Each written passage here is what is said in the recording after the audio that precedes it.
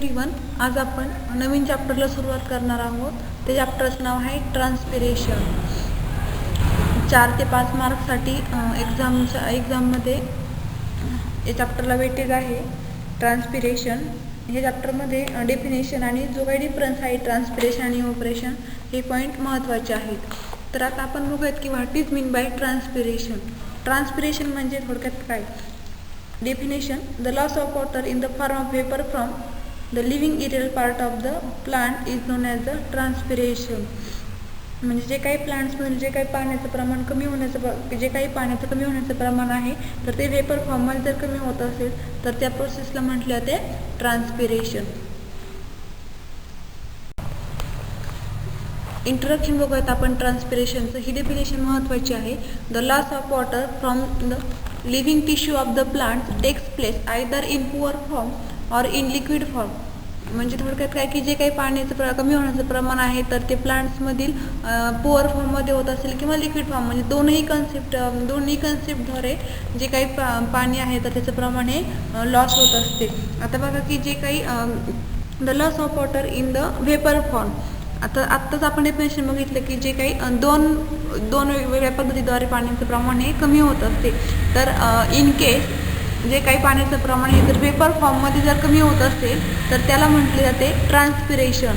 आणि the loss of water in the liquid form it is called as the guttation किंवा मग bleeding. The loss of water in the vapor from the living aerial parts of the plants. आता aerial plants म्हणजे काय की असे प्लांटचे असे part की ते पूर्णपणे एअरपासून एक्सपोज झालेले आहेत तर त्याला म्हटले जाते त्या पार्ट्सला म्हटले जाते एरियल पार्ट्स. तर बघा की जे काही loss of water in the vapour form आणि ते काही कमी पाण्याचं प्रमाण वेपरद्वारे कमी होत असेल तर ते प्लांटच्या जर एरियल पार्ट जरी होत असेल तर त्याला म्हटले जाते ट्रान्सपिरेशन. आणि दुसरी कन्सेप्ट अशी आहे की the loss of water in the liquid form called as the bleeding or guttation. म्हणजे पाण्याचं प्रमाण हे जर लिक्विड फॉर्ममध्ये जर कमी होत असेल तर त्याला म्हटले जाते गटेशन. आणि the loss of water in the vapour फॉर्ममध्ये जर ते पाण्याचं प्रमाण जर कमी झाले तर it is called as the transpiration. The principal organ of transpiration is leaf. जे काही प्रिन्सिपल ऑर्गन आहे तर ते आहे प्लांट्समध्ये कुठला पार्ट्स आहे तर लिप. आता हा जो काही सेंटेन्स आहे तर ते ऑब्जेक्टिव्हसाठी विचारू शकतात की the principal organ of transpiration is dash dash. म्हणजे कुठल्या प्लांट्स पार्टद्वारे ट्रान्सपिरेशन ही प्रोसेस घडून येत असते तर जे काही प्लांट्स पार्ट आहे तर तो कुठला आहे लिप. Transpiration may be foliar or lenticular. ट्रान्सपिरेशनचे महत्त्वाचे मेन 2 टाईप्स आहेत. एक म्हणजे जो काही फर्स्ट टाईप्स आहे तर तो आहे फोल्युलर ट्रान्सपिरेशन आणि जो काही सेकंड आहे तर तो लेंटिक्युलर ट्रान्सपिरेशन. आता जे काही again foliar transpiration is 2 types. आता जे काही फोल्युलर ट्रान्सपिरेशन आहे तर फोल्युलर थ्रो लूज लेंटिकल्स आणि जो काही सेकंड आहे लेंटिकलर्स म्हणजे काही प्लांट्समधील जे काही बार्क ऑफ फ्रूट असेल किंवा वूड स्टीम असेल तर त्याद्वारे ते ट्रान्सपिरेशन्स आर द टेक प्लेस. एक लक्षात घे की ट्रान्सपिरेशनचे मेन 2 टाईप्स आहे. पहिला टाईप्स आहे फोल्युलर ट्रान्सपिरेशन आणि सेकंड टाईप्स आहे lenticular transpiration.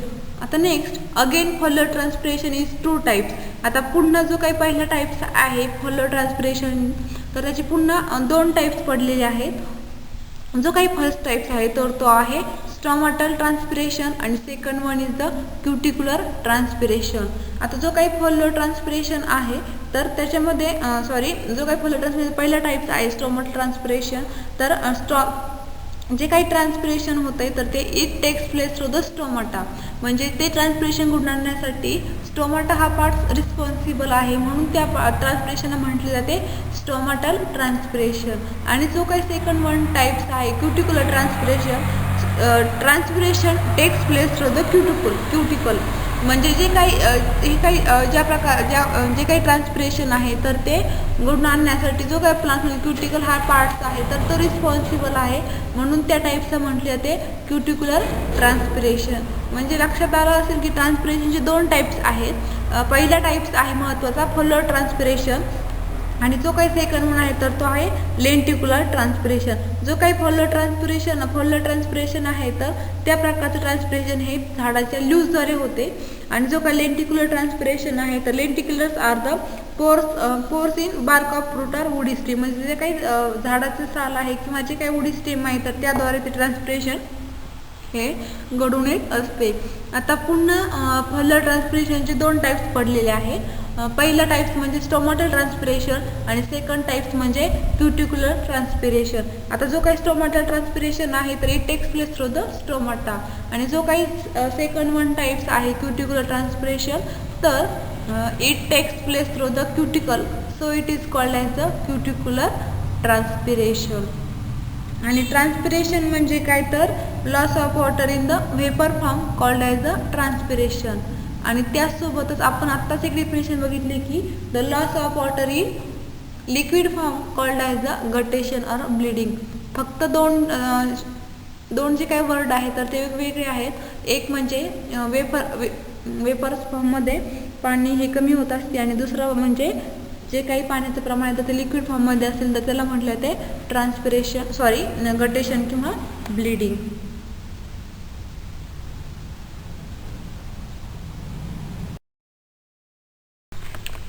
The difference between transpiration and evaporation.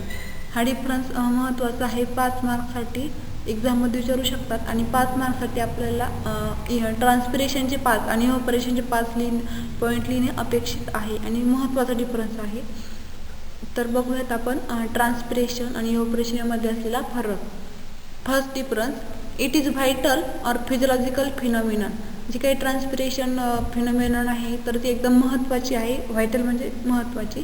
It is vital आणि फिजिओलॉजिकल फिनॉमिनन. आता evaporation, it is simply physical phenomenon.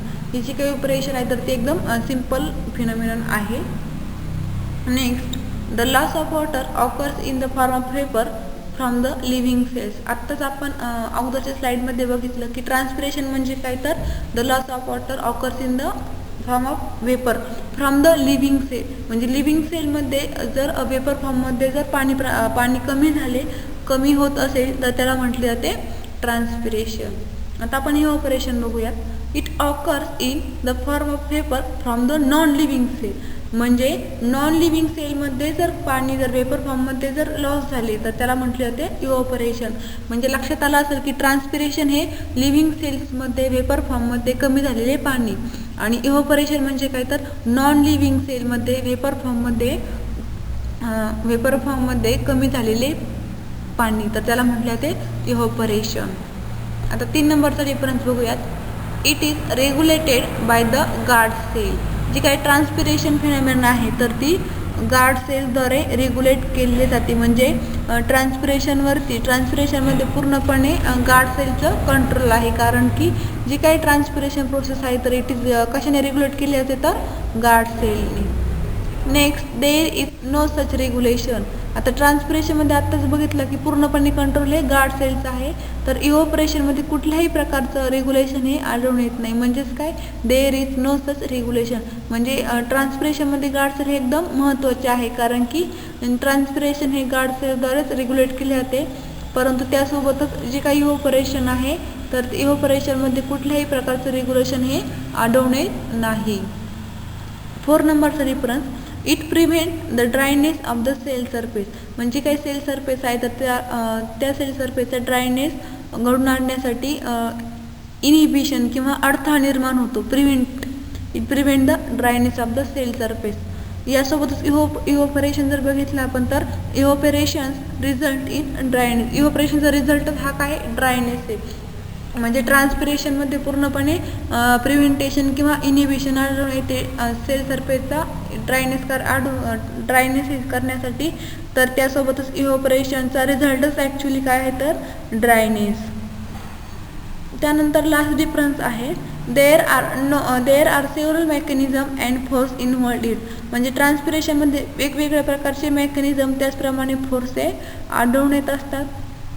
Evaporation there is no such mechanism and force involved.